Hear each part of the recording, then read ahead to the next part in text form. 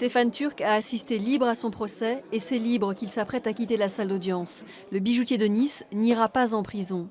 La cour d'assises vient de le condamner à 5 ans d'emprisonnement avec sursis pour avoir abattu l'un de ses braqueurs, mais elle n'a pas retenu l'intention de tuer. Il n'est pas reconnu coupable de meurtre, mais de violence volontaire avec arme ayant entraîné la mort. Stéphane Turc a retenu qu'il n'allait pas en détention et qu'il n'était pas un meurtrier.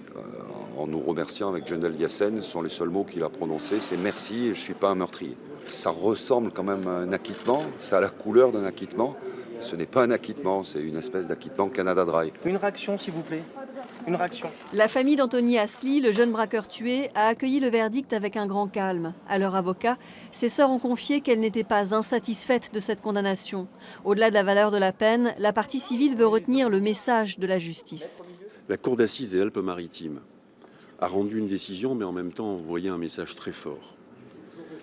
Il n'y a pas de légitime défense dans ce dossier. Dans une société civilisée, c'était tout l'enjeu de ce procès, tout l'enjeu de notre combat depuis 5 ans contre ce que j'ai appelé l'illégitime défense. Dans une société civilisée, il n'y a pas de place pour la vengeance privée, l'autodéfense ou la légitime défense des biens. Stéphane Turc est sorti par l'arrière du tribunal pour regagner son domicile. Il ne fera pas appel.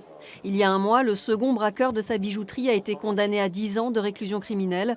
Le dossier judiciaire du bijoutier de Nice est clos.